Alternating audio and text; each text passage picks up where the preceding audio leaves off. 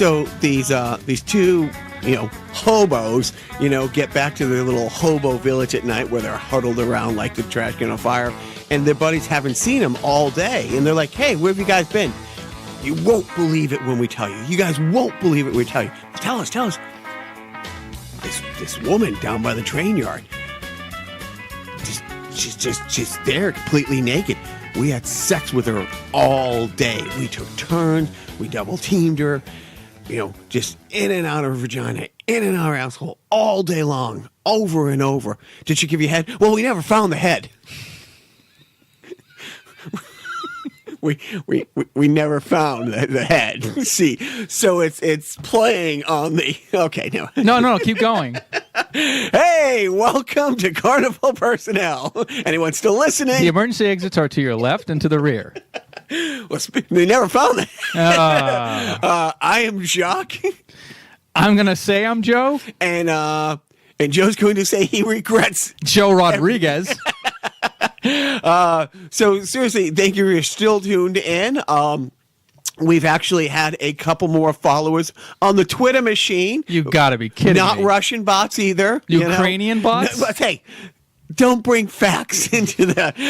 So that is really great. Joe and I, our timeline is going to be a little messed up because we have a field trip coming up on Sunday. Road trip. We usually record on Saturdays, post on Sunday night, but we're now Thursday, breaking down the whole fourth wall. So whatever news that we spout out now, because when we spout out things on like Saturday late afternoon, Saturday evening that get posted, 20, 30 hours later, it's usually so outdated. Right. This is going to be like, this is a throwback episode. This Right. is literally Throwback Thursday. So I guarantee, because we keep checking, the Google and the Twitter, because the JFK files are supposed to be released today. In your world, maybe they are. Maybe, yeah. So as of right now, they haven't been released, and you were following it a little more. Yeah, I was following the Twitter, and according to news sources, real news, I guess the CIA and other security agencies have passed a memo to Trump's desk citing certain documents that they deemed still too sensitive, maybe a breach of national security or snowflakes, threats to national security. So Trump still has to review those documents, or not Trump himself. I think Trump he has the authority to not release some of these documents. So I think he's doing it either. I don't know if they're going to do an all or nothing thing, or if they're going to just release 2,600 documents, and then the other 35,000 that were promised are going to stay locked in the Disney vault. Or did I say Disney? They release them, but they're all redacted. Right, exactly. Every other word is blacked out. Black news matters. It really, but it is. News. So, and it's funny. Before we started this, Joe and I had talked about let's not get into JFK because we completely have different point of views, and we're talking about it. And then Joe points out we've become those guys. We're sitting here in a basement with headphones on, not even recording, having our conspiracy. I was just looking for a tattered American flag to hang behind me, and I set the real American flag behind me. To which I tapped my nose, signaling that I understood. Oh, we're taking it down from the inside. All right, so let's not get too much into the JFK thing, because by the time this posts, we're going to find out he's not dead. Way gay. Like super gay. Andy he was the gayest guy Kaufman ever. is, the Maryland thing was just a ruse. Big beard, yeah. Speaking of big beard, anyways, no. So a few weeks back, when John McCain got out of the hospital bed, truly got out of the hospital bed, didn't say literally, and flew to Washington to be one of the 3 descending GOP votes to not repeal Obamacare. People started making him out to be a hero. Like, oh, how brave and brave and brave. And we agree it was a great thing that he stood up for this. But I'm not ready to overlook his voting record the previous 40 years. So this past week, the junior senator from the great state of Arizona, Flake, comes out, and he's been battling Trump since the primaries. Trump is not a fan. Was it a 7-minute speech? You tell me. It was like a 7-minute speech or a 17-minute speech from the Senate floor in which he just says this behavior is unacceptable. And he was personally going after Donald Trump's and the craziness and his Twitter addiction, and that's not how you run things. And the week before, it was Tennessee, the junior senator from Tennessee. Corker. Mitch McConnell is a senior senator from the state of Tennessee, Corker. And it's funny because Corker's like 60-some years old, and he's the junior senator from Tennessee. Yeah. But he was battling, bloatus's like mental capacities and just the name calling and just all this stuff. But at the end of the day, everyone's like, oh, well, the dissensions in the rank, they're coming out and saying these things. Well, I mean, before we put him on too high a pedestal, Flake gives this 17-minute speech from the Senate floor. Everybody is like, wow, this is where things turn around. This is where the Senate starts to come to a senses. Maybe the Russian things move forward. The very next day, he votes with the party line against the bill that was going to, we won't get into all the specifics, but the banking bill that says you can't sue banks with a class action suit. So if your bank screws you over, Joe, for $1,000, I keep my money under my mattress. Well, but bank screws you over for $1,000, because I won't use hyperbole. I'll use exact cases. Wells Fargo goes out and they start opening accounts in your name. They take out loans or they apply for different bank accounts because they have to make quotas. You go and you check your credit record and you have this extra account open. And when you have your credit score checked, it hurts against your credit. When you have accounts open that go disactive, your credit hurts. They hurt your credit by opening these things. You go to sue them. They've done this to, let's say, 50,000 people. You have to sue individually. Where are you going to find a $500 an hour lawyer to show how much you've been damaged? So let's say you were damaged to the tune of 10 grand. That's 20 hours of a lawyer's time. No lawyer's going to take your case. I mean, what are you going to do? Spend 10 grand to get the 10 grand back and then pay the lawyer 10 grand? So that's where these class action suits have come up. Equifax was warned that their security was breached. And that whole thing where they said, oh, we'll let you know if you were one of the people who were breached. You just have to check this box saying you won't be part of a class action suit to sign us. Which they didn't exactly disclose in that. No, but to their friends at the GOP and the Senate, it doesn't matter. They've now made it so you can't do class action suits. So the same thing. Before we put Flake and Crocker on this pedestal, they voted to repeal Obamacare. They don't like Trump, but they voted with the party line 99.9% of the time. All the horrible things that they do. These guys they voted against all the gun regulations. They voted against the bump stocks, They voted against, like, the ACA. They voted against, you go down the list. So, yeah, they're coming out and saying his Twitter's out of control. He's not fit. He's hurting our relationships worldwide. But none of them are coming out and saying, hey, the Russian investigation, because now it just was announced within 24 hours of Flake coming out and saying it, the bipartisan investigation on Russia in the Senate was called off. The Republicans now want to focus on who paid for the dossier. They've conceded, yes, Russia interfered. That's why they voted 98-2 for sanctions. They conceded that Russia attacked us, that Russia launched a war against us, a cyber war, to pick our president.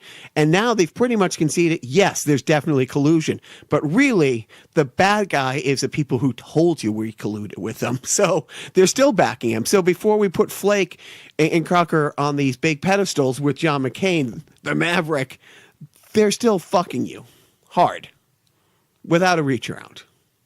No kiss on the back of the neck. I'm sad. I have no retort, no reply. There isn't. All right, then let's talk about happier news. How about Puerto Rico and the $300 million contract awarded to a two-person energy company in Montana to rebuild their power grid. You know what? I'm going to go out for some cigarettes. I'll be right back. But you don't keep smoke. Talking. You don't smoke. Yeah, but I've been meaning to start. but no, we were talking about this earlier. I mean, and your girlfriend Cruz is again being the voice of reason, saying, wait, shouldn't have we been consulted? Because we were talking about it a couple weeks ago. Elon Musk came in and said, hey, I will rebuild the power. Let's make it this. You have the big boy word for it. What?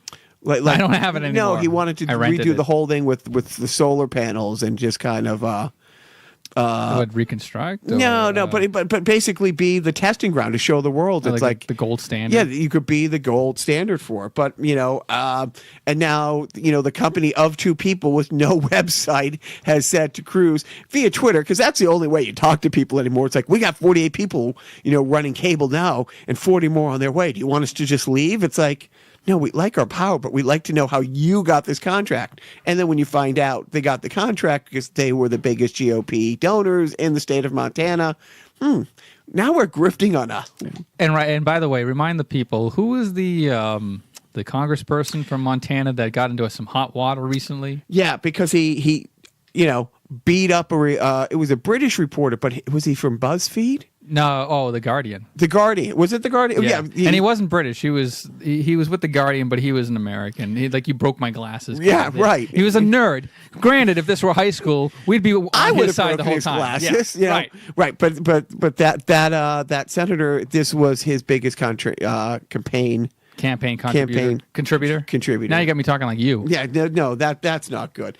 I mean, how about anything else on the awful list? Yeah, well, I don't know if it's awful or it's awful funny but for an administration who cannot open their mouth without telling a lie, when are they going to get better at this? When is anybody going to get better at it? Do they need to though? Okay, well, because our good old friend Rex goes over to Afghanistan this week, and basically it was an unannounced secret trip over there, and things have been moving backwards over there, but they want to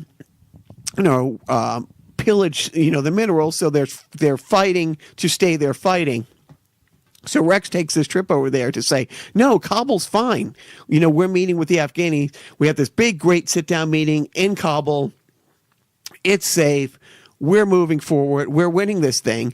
And the same photo from the Afghani press came out that the U.S. military press, and they both said they were in Kabul, but people from Afghanistan had the common sense to Photoshop out the clock behind them that showed that they weren't in Kabul. Oh. And it was the same photo, just from one a little to the left, one a little to the right. And in the U.S. photo, they didn't. And again, 24 hours later, they're like, well, we were near Kabul at a secure military base, many, many clicks, which is military talk for kilometers, which is how everybody else gauges distances except us in miles. What about parsecs? How many parsecs away was he? That is a measurement of time, not of distance. I thought it was the other way around. I thought parsecs were a measurement of distance, not time. That's what I said. No, don't trump me, man. Now I have to rewind this and listen to my own. But yeah, I mean, it's like even something like that. Why can't you just say, hey, we're going over there to have this talk? Why do you have to put up the whole smoke screen of, oh, it's so safe in Kabul, so we met in Kabul? Because they don't want to tip off the ally. What? Right. but that's the thing. It's like when the Afghanis had the common sense to Photoshop out the tells in the background that they weren't there. It's like, it's that old joke. Like a friend of mine told me this, story once about, and a great storyteller. And he was saying how 3 kids or 4 kids were late to a final, and they get to there and they're like, oh, we had a flat tire on the way and we went to be here, and can we retake the test? And the instructor said, yeah, fine, come in tomorrow, study tonight. And the 4 kids show up the next day, and he puts them in 4 different rooms, and he's like, okay, it's a 1-question pass-fail test. Which tire? And that's the whole thing. It's like, dude, get your fucking story straight. It's like all you do is lie. And I actually, it's not my parenting tip of the week. Maybe it would, but I actually said that to my little guy the other day. It's like, you lie all the time, and I don't know what's more upsetting, that you lie all the time or you're really bad at it. He gets out of the shower completely hair dry. You wash your hair? Yep. Right. His body's dripping, not a drop in his hair. Oh, I forgot. Like after I, went over and wet my hand through his dry hair, he's like, oh, I forgot. No, you're a bad liar. Damn it. Yeah, those darn kids and those darn politicians. But what fun things do you have going on? Who, me? I don't got nothing going on. We haven't talked much about, we haven't blown the Trump whistle because we haven't really talked about it. We're talking around Trump. I think that's how we're approaching our podcast now. Talk around him. All right, well, let's talk about, let's jump ahead to sports and taking a knee and respecting the military. And when I say respect the military, I mean, say John McCain isn't a war hero. Have a battle with the Khan family, which, by the way, the best thing in the Khan family battle is even when Bill O'Reilly is the voice of reason, and even he comes out and he says to Blotus, it's a Gold Star family. If they light your pants on fire, you tell them, thank you. Those pants didn't fit that well anyways. I appreciate your service. That's that was Bill O'Reilly saying to him, but that's how he handled. And then, last week it came out that, he called the widow of one of the fallen soldiers in Niger and said, he knew what he bought his ticket. And so the heat hasn't gone away. So he took the high road and said, oh, it wasn't my call. It was the general's. I had nothing to do with it. This was their call. Truly threw them onto the bus. It's like, but I thought he was supposed to know more than the generals. Because that's why ISIS doesn't exist anymore. All right. Because in the primary, he says, I know more than the generals.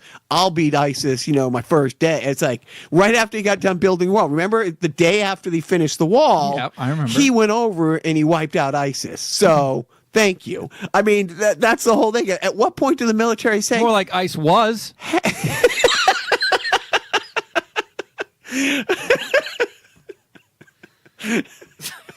Stupid. It is, but it's funny. But that's the whole thing. At what point do you say, hey, maybe not yelling at Colin Kaepernick, who's out of the league the last year? Have you seen his afro, though? It is huge. Stunning. No, it's what? Huge. Thank you. But it is. It's like, okay, you're going to go to war with the NFL over taking a knee while openly blaming the generals for your Benghazi. Niger. Yeah. Anyway, all right. And by the way, let's briefly. How do you pronounce that country's name? You knew how you thought you pronounced it when you saw it the first time in grade school. Right. Then you were corrected. But we can't seem to settle on a pronunciation. Is it Niger? Is it Niger? Is it Niger? It's one of those things where after having lived in Qatar for 3 years, right. It's another one of those.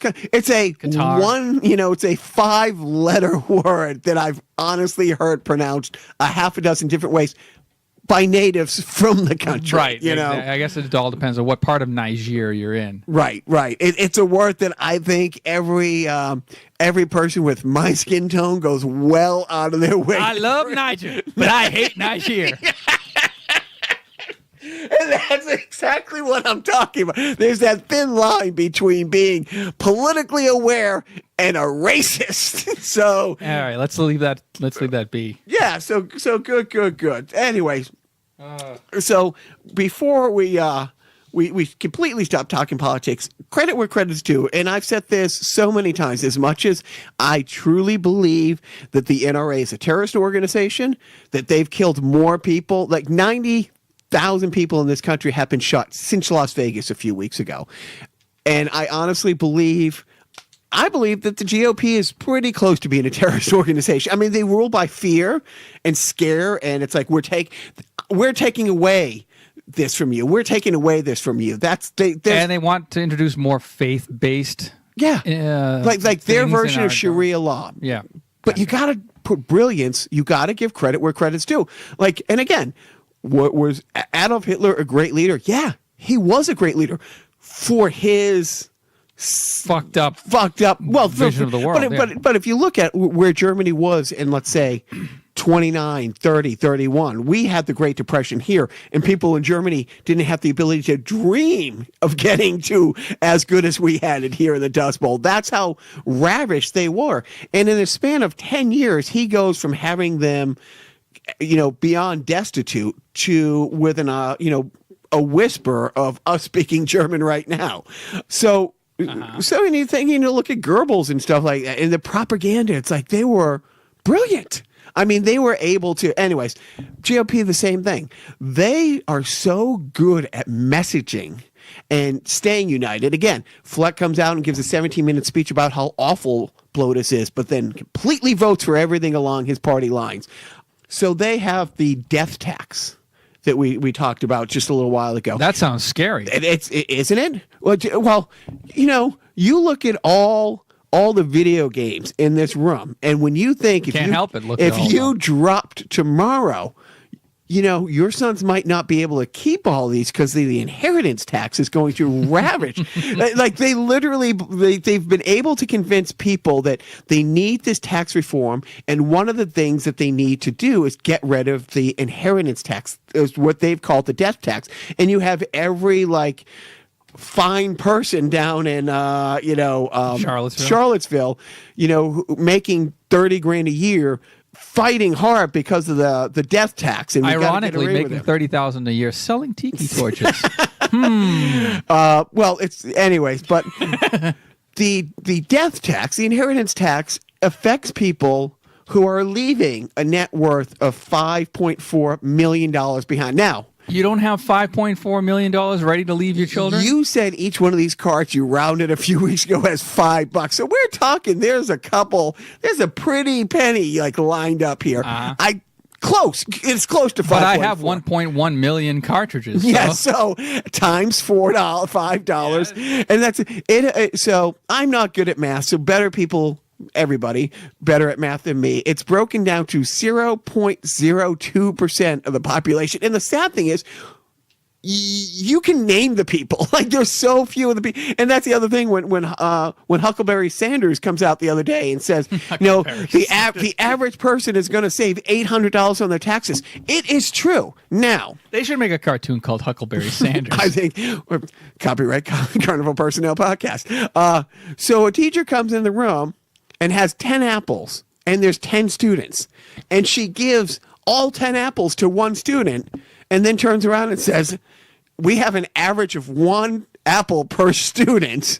Why are you complaining about this? And that's exactly what it is. So yes, the average American save $400 or $800 on their taxes if this new tax reform going. The average American, but the Mercer family, the Koch family, right. the Walmart heirs, yes, they who are those other people? I'm thinking, oh yes, the Trumps. They will save millions upon millions per year.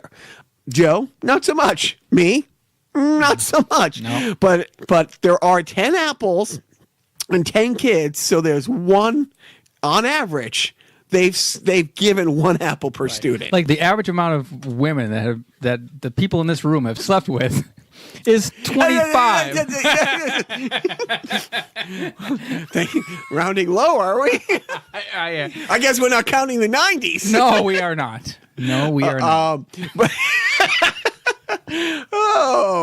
But jumping ahead, I was listening to, I was telling Joe, I was listening to last night's Richard Maddow show when I was driving this morning, and I was getting so frustrated. I'm like, damn it, I'm going to just turn it off and go back to sports radio. And as soon as I hit the button to go, back to the Sports Hub, breaking news. Dante Hightower's out for the rest of the season. That's when I swerved into oncoming traffic. I really saw no reason to go on. Oh, my God. But you know what? At least they have a strong defense. Yeah. To back up that loss. No, they have. That's the tough thing. It's like their offense has been okay, not their defense. But we'll get into that in a bit. You know what? We glossed right over the holiday, the Halloween episode we did the other day. We did You're Welcome, America. We did a Halloween episode, and in that Halloween episode, Joe referenced this Paul Lynde Halloween Special. And Joe's like, yeah, if you can find it out there, blah, blah, blah, it might be worth a watch. Or maybe not. I think Gene Simmons might have made an appearance on it. So after we recorded it, we watched it. We watched the whole thing. It was awesome. I do not think I could recommend a Halloween special more. I've created a new word for it. Awfulsome.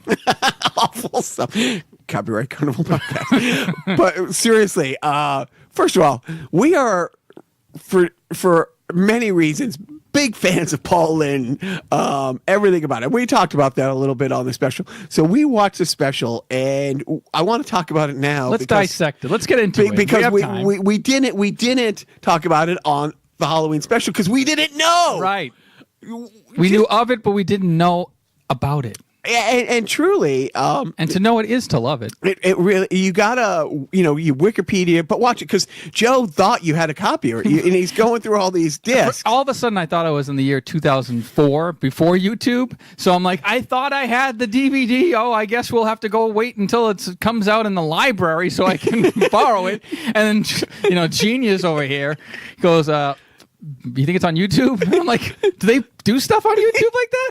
And not only was it on YouTube, it looked good. It was like broadcast quality, especially for 1976. Like I think as it aired on ABC, like the tracking was the same. Like that, nothing. There was no degradation. Like what you saw is what you got, and what you got is pure magic. It starts out with a really forced, clunky, and a great thing is it was done in, a studio, and it wasn't a studio audience. He never cut away, but it had the laugh track. The same laugh track they use for every special. The Paul Williams special beforehand. Right. Same dancers probably. Right. And it starts out with this. For some reason, he hates Halloween. He doesn't want to acknowledge it's Halloween. I don't think he hates it. Did he hate it? You're projecting something before we get too much into this. Should we give the spoiler warning? should we let people know this is spoiler alert? So it's this 42-year-old special. We don't want anybody to be caught off guard. And it goes into this elaborate dance number where one of the big dance numbers, like one of Paul Lynde's claim to fame. He took a shot at Hollywood Squares. He had a Hollywood Squares joke squeezed in there. Time out. We are trampling over this. Let's start at the front. Okay, start at the beginning, which is a very good place to start. So at the beginning, we open on Paul Lynde dressed as Santa Claus, dressing a Christmas tree, singing a Christmas carol, and his maid, I presume, who is played by Margaret Hamilton, Who is Margaret Hamilton? She was the Wicked Witch of the West. In The Wizard of Oz. So she comes up in her maid outfit, not the sexy maid outfit, which you'll see on Halloween in certain neighborhoods. But she comes up and says, Mr. Lynde, you know full well that it is not Christmas. So he goes, why don't you go? Dust. And laughter. They push laughter 1 on the laughter machine. And then they go to him dressed as the Easter Bunny. Here comes Peter Cottontail. And if somebody should be given credit with starting the what's that? Furry movement? The furry movement. It would be Paul Lynde. Oh, yes. We should do this whole recap as Paul Lynde. In our best Paul Lynde. Or our worst Paul Lynde? No, there isn't. No. I don't want to. He comes out, it's the Easter Bunny. He plays the Easter Bunny, and then he proceeds to get all the holidays wrong, and then finally... he's going like, is it Arbor Day? Is it VJ Day? Which, by the way, hearing the word VJ come out of his mouth is just something, a whole other level of bad. So finally he capitulates and he goes, I guess it's Halloween. Happy Halloween, everybody. And then it cuts to the Paul Lynde Halloween Special starring Paul Lynde, Margaret Hamilton, Billy Hayes, who is another witch, who played Witchy Poo on the Sid and Marty Krofft show Lidsville, which was also there was another person that was associated with it. Charles Nelson Riley was a character on Lidsville. Another Hollywood Squares. No, he was Match Game. This silly goose. But anyways, I share my square with nobody. So, oh God, we need to do a Paul Lynde versus Charles Nelson Riley match. Epic rap battles of history. Paul Lynde versus Charles Nelson Riley. How have those guys not done that? God damn it, those guys! I gotta get on their asses. Seriously. So, anyways, now we'll fast forward. So No, don't fast forward because the opening dance number, Joe was listing off some of the people in the credits. Oh, I'm sorry. Yes, but there was a couple people not listed in the credits who were in the opening dance number. very cameo. quickly, very quick cameo of Donnie and Marie Osmond, and they just come out. I don't even think they spoke. No, but Which their smiles sure did. They didn't speak, so that means that they didn't have to credit. They could keep their names off of the special. Right. If they didn't speak, they didn't have to get credit. And we think we know why. Yeah, but then they had careers going forward from that point. But Betty White was there. Hot. Yeah, Dibs. I would. Does she look much different now? Yeah, like it's a little but bit. she does. She looks 10 years older, not 46 years Exactly, older. right. Like she's hit the fountain of youth a couple of times. And then, of course, the piece de resistance, Kiss. Not just Gene Simmons, as I alluded to in the sideshow. Kiss, the actual band. They did 3 numbers. And usually, it's like I've seen one time, and it must have been a writer strike week where a band did 3 songs on SNL, but that's a 90-minute show back, but they did 3 full numbers and were part of a skit in which Paul Lynde decides he figured out where they came up with their name or how they came up with the whole persona. Oh, right. What was it? What did you look at each other and just say, we should kiss and make up? Right. You guys were in a fight and Oh, somebody yeah, said, right. See, I fucked up the joke. See, No, you I'm no can't. Paul Lynde. No, you are not. But it is. It's like they do. And Tim Conway. Tim Conway. Right. They did a trucker. Oh, so the plot. How are you forgetting? Okay, so how are you forgetting? What? The big star. The big star. Oh, why am I blanking? I saw. Did Harvey Korman make an appearance? Roz.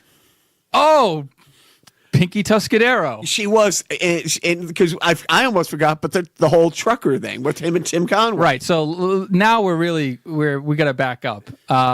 So the plot is, for some reason, I don't know why. Oh, he wants to get away for Halloween. He doesn't want the kids coming and bothering him. So they do that big dance number where, what was it? It's like kids. 1958, from Bye Bye Birdie. Bye Bye Birdie. Yeah, he does his kids number. Right. And then, so he gets. So the maid is, I'm going to drive you out here. I got a great place for us to get away for Halloween. And so we're just basically going to drive out to the country. So they go to visit her sister. Oh, okay. All right. I glossed over that part. Yeah, right. And then it turns out that they're really witches, and that they grant him 3 wishes. Yep. And his first wish was to be. He always wanted to be. He always wanted to be like a tough trucker. Right. So all of a sudden, I didn't know Liberace owned a truck uniform store. Like, honestly, the village people, like, damn, why didn't we have a trucker in the band? Like, I think like a rhinestone cowboy. I was going to say that his costume contributed to the rhinestones shortage of 1976. Dude, seriously, stunning. Literally stunning. But then, so he gets in a big truck, and he kind of looked like Trump from the profile, like him in that big truck motif. But he's dressed like, it's not even a trucker. It's like the Good Humor Man on acid. It's like, it was weird. And hot. A little bit. All right. We get it. You're gay. We get it. No, hey. Bye. Does wanting to have sex with Paul Lynde in 1976 make you gay? No. Seriously, why do we have to throw out labels? You painted 1,000 houses. Google. That's worth a Google.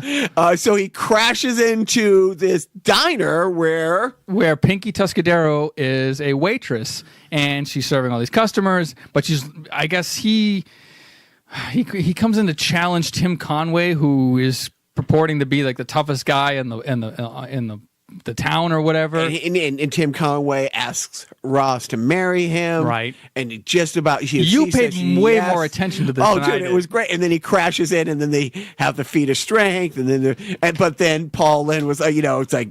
And you could tell it was all scripted because Tim Conway isn't stronger than anybody. I mean, but then... but this was Paul Lynde's fantasy, by the way. You're right. Even his own fantasy, he wasn't the tough one, which was great. But it cuts cutting back and forth to the witch's lair, where it's Witchy Poo and it's Alphaba. What's great is they kept, like... all the witches at one point, want to go to a disco, and it's like the same set. Like at one point, I forget how they introduced Kiss, but They came down an elevator. But I forget exactly what. But they're all kissed out. Right. They came out. They did Detroit Rock City. Yep. And then like later on, they did Peter Criss did Beth. And then I don't even know the third song. It wasn't like it never became like a huge hit, like a B-side thing. But then it was great. But every time they're like, we're gonna go somewhere else, and a cloud of smoke would come out. You could tell they were in the exact same room, the set just redressed a little bit. Yeah, the pumpkin moved from that end of the room to the other end of the room. They had no expenses spared, But it was one of those things where I think at one point, like 20 some minutes in, you went to fast forward jumping. I'm like, no, what are you Wait, what about the second wish? His second wish was that he wanted to be like a salt. No, he wanted to be like a sheik. Oh, right. And who was he seducing? Was it? It was Florence Henderson. Oh, right.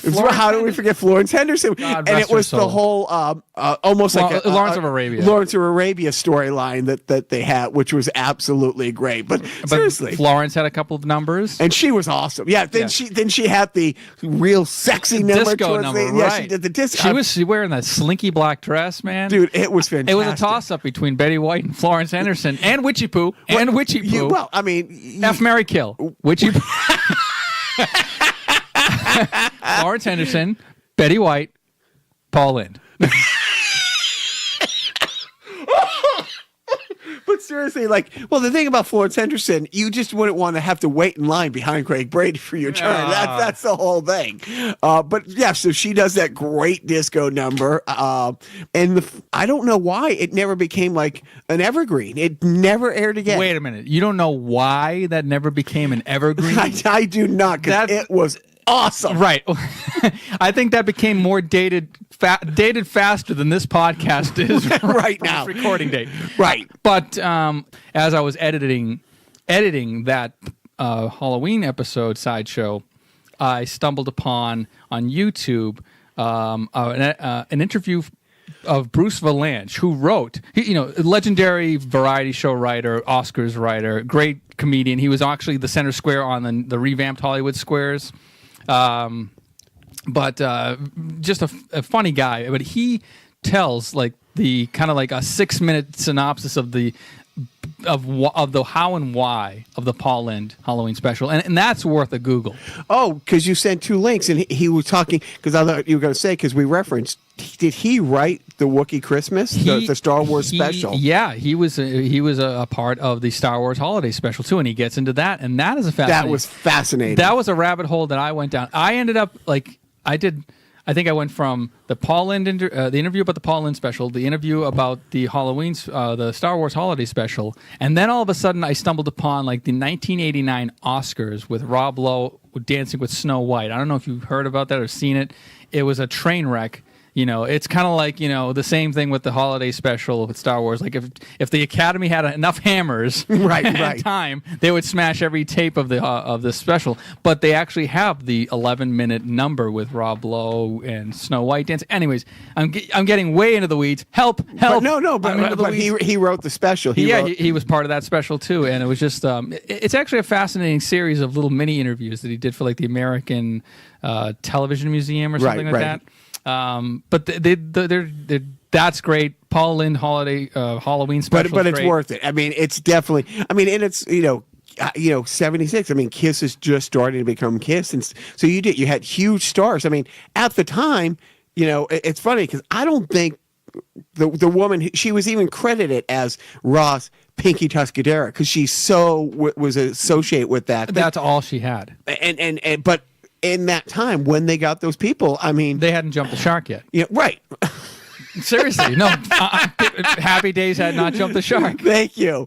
But seriously, now, what was Florence Henderson doing in 76? Because it was the Brady Special. That's actually another thing that Bruce Valanche did an interview about. He did an interview about the fake Jan. Oh, right. And the ins and outs of because Eve Plum did a very highly lauded, she got a 40 share for her movie of the week at the time, and I guess her nickname in the industry at that time was Eve 40 Share Plum. because like she was like all of a sudden she was like Right. Meryl Streep, which didn't come out yet. She wasn't as big as she was now.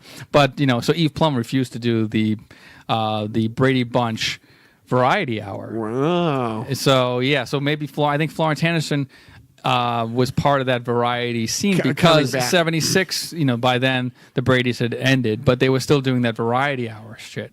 And the 70s were all those specials. I mean, that should be a sideshow. you're right. We need a variety show sideshow. But we got to watch a bunch of them because I mean, if any of them were as good, because I remember some of them as a kid. I mean, maybe when the Patriots go on like a 3-game losing streak, and which will never happen. You can't when Brady retires in 7 years, right? Then you'll have the time to devote after to watching. 6 more Super Bowl wins. But seriously, I highly, recommend watching the Paul Lynde Halloween Special. But watch it with some friends because it's something. Yeah. Unless there's somebody there, it's like if we weren't with our my 17-year-old son, we'd be drinking. Right. but you need that camaraderie and that also that you need a reality check. Am I seeing this? Right, like you need Am I seeing this? Is this happening? This special needs a spotter. Basically. Yeah, exactly. Oh, but I did. I absolutely loved it. So we thought we did a really good like Halloween sideshow, and I think we did. I'm happy with it. But then I give ourselves a 10. I give 10. Right. Like we saved Puerto Rico, and then we did the Halloween special. But with Halloween coming up, and me having bought candy last week, and then eating all the candy, I got to get more candy. I'm out of cash. Suggestions, Joe? Well, I think the only way to earn cash on this show is to go to our defunct sponsor of the week, Reggie Jackson. An outstanding World Series, 3 home runs in 1 game. Now that was a day I'll never forget. And it helped me to get my own candy hit. Reggie, with a rich caramel center, lots of fresh roasted peanuts, and a super chocolatey covering. Reggie, the candy they named after me. Reggie, you taste pretty good. Wow. Okay. So now with that sweet defunct sponsor money coming in, unfortunately, we can only afford defunct candy. So Reggie Bars. Reggie Bars. Yes. That should be the defunct sponsor. Or was it? Oh. Note to self. This is my Norm Macdonald impersonation. Note to self. Don't let on that you didn't record the defunct sponsor of the week prior to recording. What? Roger. So we're talk sports just really quick. It's way too early to get into the NHL and Bruins talk. It's not too early to get our WHA update of the week from Biff, which I'm hoping starts pretty soon. But it was cool. Sports teams, generally do a lot of outreach, and the Boston Bruins went to the Children's Hospital this week, dressed as the characters from the original Star Wars. As we like to say, because we saw Lego Batman, it's worth a Google, but you can get the picture of the Bruins going to Boston Children's Hospital this week, Slave Leia included, Is there anything they can't do besides make it through the playoffs? No, that's about it. Yeah, pretty much. They're not going to make it through the playoffs. Shockingly, as of this recording, the expansion team Vegas is 7-1. I don't ask how, because nobody in the NHL has Vegas an idea. strong, baby. But so also, like I had already mentioned, the Patriots lost Dante Hightower for the season. Their defense had been struggling. The last 2 games they played better. They played really good against Atlanta. My pick was 28-14, and it turned out to be 23-7. So I was pretty on, but No, I noticed this is the only time you went back and actually shut it. But this week they play. I'm batting 1,000. They play the LA, and it's so hard to say LA Chargers because it's so new. It was fucked up because I'm watching Sunday Night Football, and then they have the scores in the back, and I'm like, LAC, what the hell is right? LA? I'm Clippers. like, lacrosse, like what? and look, the Chargers. I mean, I'm not a fan. I've been to a bunch of Charger games, but only because when the Patriots were there, and it was great. But it's like they have the best, like San Diego Superchargers, San Diego Chargers, like this 70 funkadelic song that they played. They were so ingrained in the sports culture. Okay. So I missed that. They go back. So they come to Foxborough this week. The Patriots are going into a bye week after this game. it's tough for West Coast teams to come here. So even losing Dante Hightower, Phillip Rivers, their quarterback, is one of those guys. I've seen him play live so many times, and he has no middle ground. He is a 4 interception, throw it in the dirt, dumpster fire, or he's Johnny Unitas. He depending on which Phillip Rivers comes to town. And so far this season, we found out, like, oh, is Cam Newton washed up? Well, no, he threw for 900 yards against the Patriots.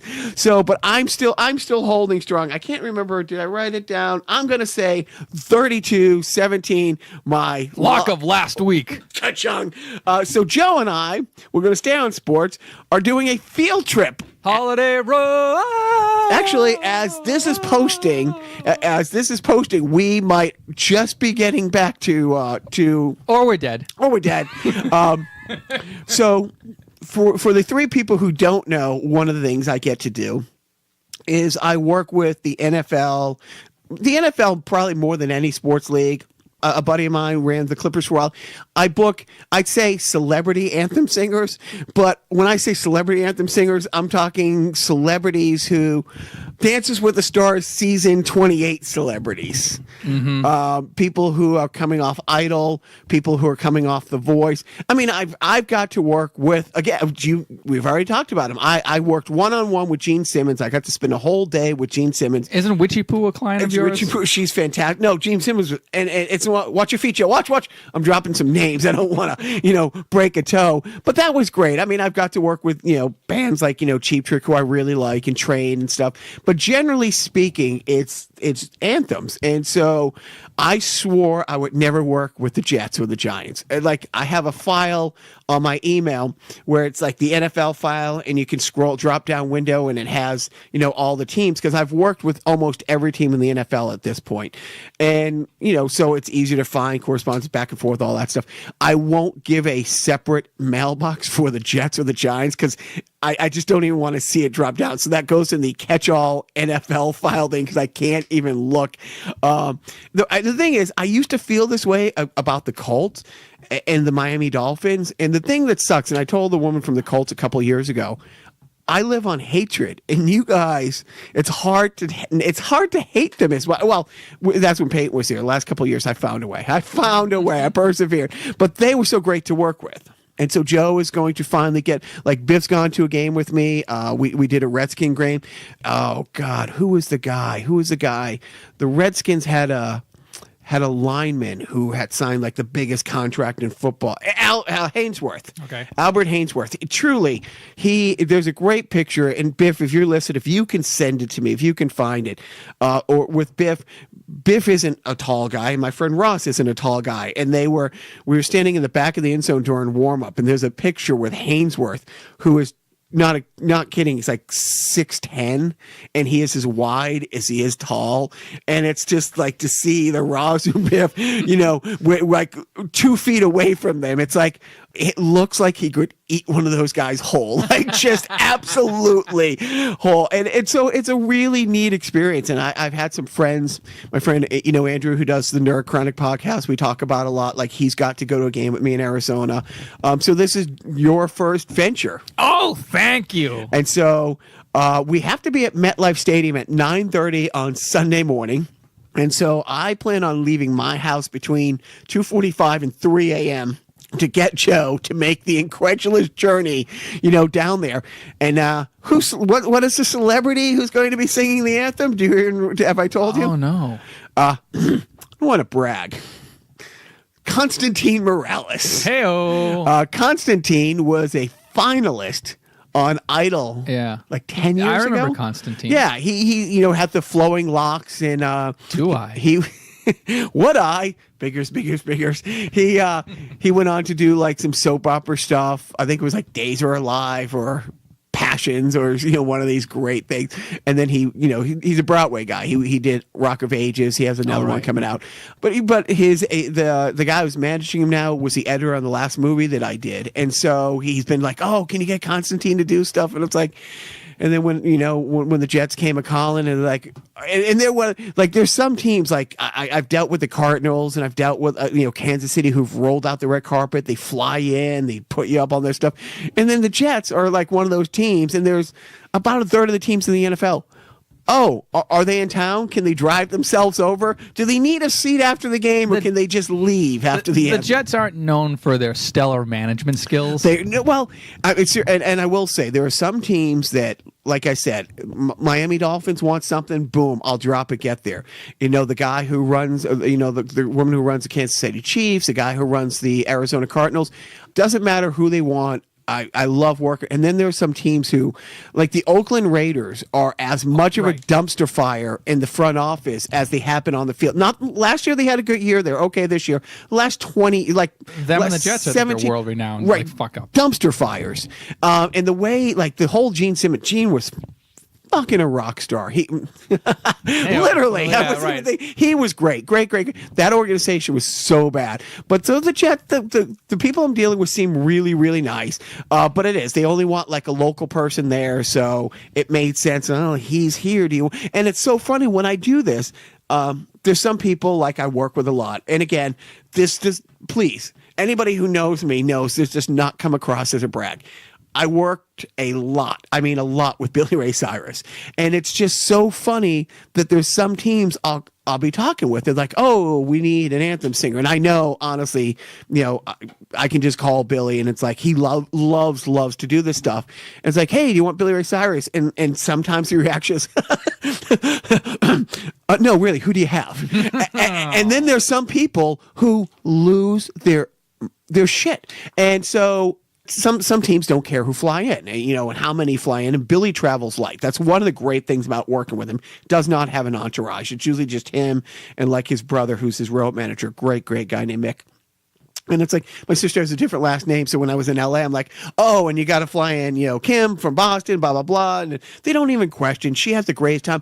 But you have to see, Joe it's a great experience. It's one of those things. I'm almost happy. Can't believe I'm saying this. I'm almost happy that the Jets are doing okay, because if the Jets were going into this game 1-6, 0-6, and the Atlanta Falcons were 5-1, like everybody expected them to be, there'd be 10,000 Atlanta Falcon fans there and 4 Jet fans, But now, because they're doing okay, it's one of those things. It might not be packed, or it might be 60, 70,000 people there.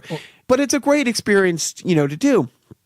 But I've told so many people, and it really worked out that, Biff got to see it. My friend Andy got to see.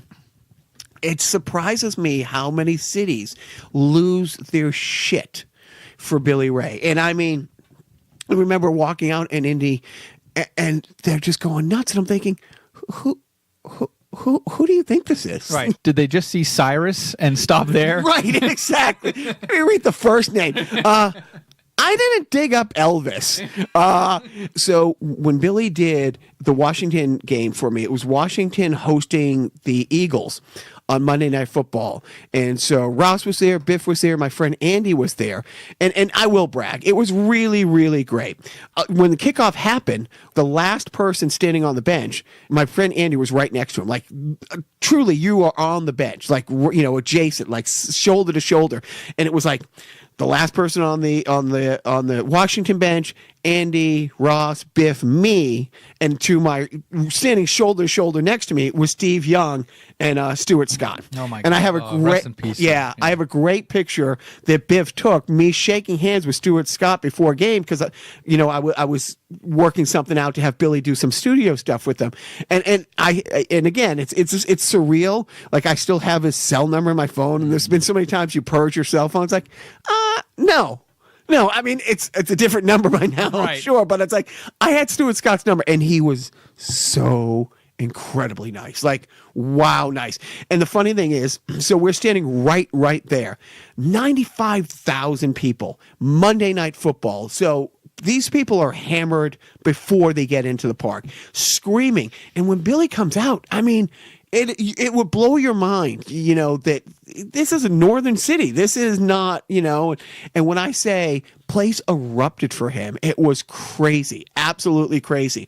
So we're standing next to them, and the first play of the game, now Michael Vick probably was a backup. But 2 weeks earlier, he became the starter for because of an injury. I forget who was the starting quarterback. The first play of the game, kickoff, 20-yard line, the receiver comes out. We're standing between the 30 and the 40, and I'm like right on the 35. And the receiver's wide open. He turns. He's as close as me to you right now, wide open, and he goes to throw it to him. And I'm like, oh my God, I might make a tackle. Like I'm the closest person. This is awesome. Vic stops, turns 90 degrees, and throws an 80-yard bomb down the field to Deshaun. And Stuart Scott and Steve Young start laughing hysterically and high-fiving each other. Completely not what you would expect for them. They're not like fans of either team. They can't. And I was like really puzzled by it. We get back to the hotel and we're watching Sports Center, and they were talking. Deshaun told them, that's the first play of the game. He told them in the pregame interview, this is the play we're going to run, and they can't believe that they pulled it off.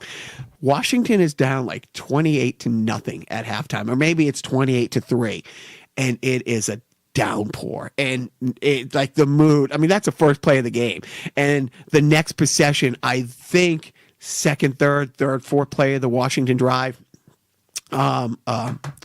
Who was their quarterback? The old Eagles quarterback. God damn it! Lost the Super Bowl to the Patriots. Damn it! I hate having CRS.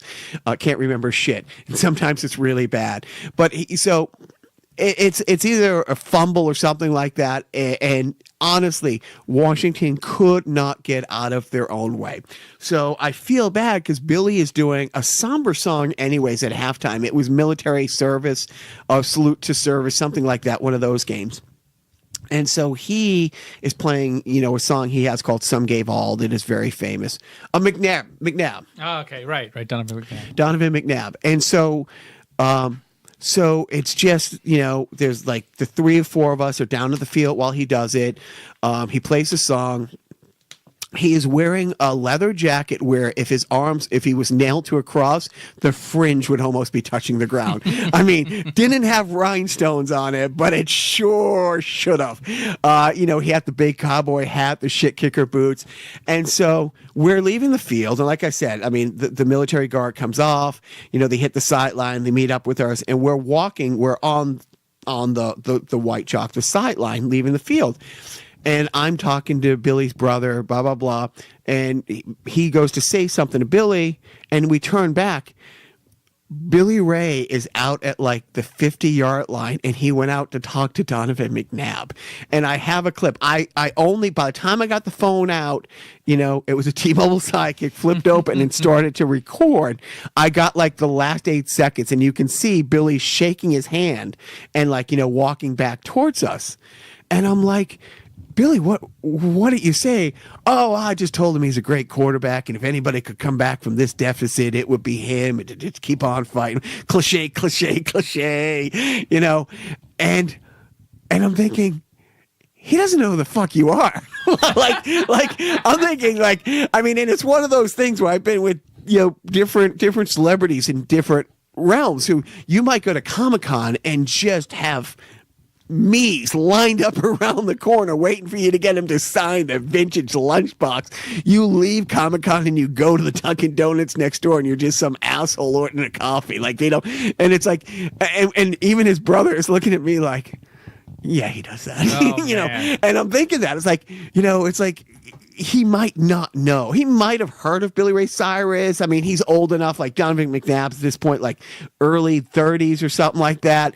Might have heard Achy Breaky at like some white friend's wedding once. But I mean, when I say the shit kicker boots, the cowboy hat, and that jacket, and he's walking to him in the pouring rain, coming out of the locker room down by this margin deficit, the last thing you want is BRC coming up and giving you the pep talk. Yeah, but it's up there with one of my favorite sport moments. Okay, enough about me, Joe. What about you? What do you think of me? And what do you think about doing the random video game review? Let's do it. Jacques is now walking over to the random video game review wall. He's moonwalking, which is pretty impressive. Not bad. I give it a 5. out of 5. I give it a 10. Right. I give it a 10. Or as Mayor Cruz would say, Out of I give 100. it a 10. Yeah, thank you. So he pulled the Nintendo cartridge off the wall. It is not Russian Attack. I'm going to say Rygar? Is it Rygar? Oh, no. It's Section Z. I can see it. Section Z. He just christened it with his saliva.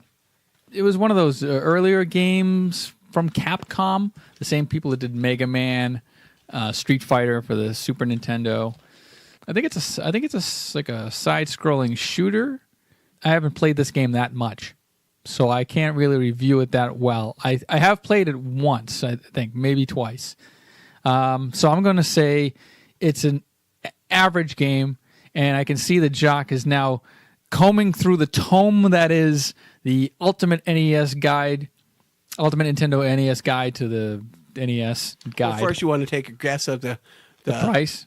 How much is the actual retail price without going over? Section Z, card only, $3.99. Sold for $5.95. So you were close without going over. All right, that's not bad. So let's see what Pat Contry had to say, as he's now a part of our podcast and he hasn't sued us for defamation. No, so how is it defamation? We're giving him advertisement, and we got retweeted twice by Retro World this week. All right, Retro World Expo retweeted us. Thank you, Retro World Expo. See you next year. And then, it's funny because when I met Pat Contry, I was literally the last person. And you had to fight to put the $40 in his pocket and buy his DVDs. He was like wrapping things up. He was there for 2 days. He did a panel. He shook hands. He had the Purell out. He had everything. And then I come stumbling over. Hey, you're wrapping up shop? And he's like, yeah. I'm sorry, I don't have. You want a book? I can grab a book or something. And he's like, no. I bought one from you last year, and I do a podcast.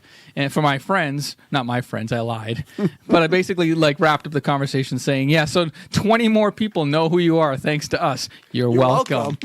So Pat Contry says about Section Z that he gives it 3 stars. So it's, an average game. In this horizontal shooter, the player takes control of an astronaut in a jetpack to take out an alien empire. All right. So, it's a decent game. You can wake up now because the random video game review of the week is over. So we're wrapping up on parenting tips. We talked a little bit about on the Halloween, our Halloween sideshow about how different experiences we had with kids. It's like, here's literally a pillowcase, a hobo outfit. We'll see you in 3 hours with a bunch of candy. I got 3 kids. I hope most of you come back. My parenting tip of the week is a little bit like that, as far as let them have fun. Honestly, some of the best memories I have, and it's nice where we go trick-or-treating. It's a big block thing. Like one guy has a tractor that he has a hayride type thing on it. But we stand back and let the kids go, door to door by themselves and stuff like that. And we're kind of, we're trying to raise, as awful as the kids are, we're trying to raise them to be Canadian polite. It's like, please, thank you. You know what I mean? Sorry. It's sorry. What's that about? And when they go to give you candy, if it's not candy you like, you don't say, can I trade this in? Just say thank you and go to the next store. But, we like to hang back and just let them kind of have their own experiences as much as you can. And don't be a dick and take all their candy. Take some of it, but at least wait for them to pass out so they don't know how much you're taking, And that's it. That's my parenting tip for the week. Let your kids, nobody's putting razor blades in it. No one's giving out apples. There's no razor blades in it. So my parenting tip of the week is actually more for the parents and not for the child. Whoa. When you go trick-or-treating with your child, make sure that your child has food allergies. That way, all the candy is for you. Well done, sir. Yeah, and stay away from those fucking houses with those teal, no fun pumpkins. Unless you want a calculator. Yeah. You gonna have pencils this year, Joe? Do you want back issues of Newsweek, kids? So hopefully the Pats win. Hopefully, we have fun at the Jets game. I mean, I hate the Jets. I don't like the Falcons. The Falcons, by the way, are broken. We've already talked about that. The Falcons are broken. They went from their Super Bowl meltdown to losing to the Bills at home, losing to Miami's third-string quarterback before coming to New England. And there's so many teams that come to New England and are beaten by the time they get off the bus. And it's like there's just their souls are gone. That's another show for another day. Oh, and there's a World Series going on. Okay. Oh, is there? Yeah. Anyways, actually, it's one of those things where, I don't dislike the Dodgers, but I'm really rooting for Houston just because of everything in Houston. You are such an Astro. On that happy note, hey, don't forget,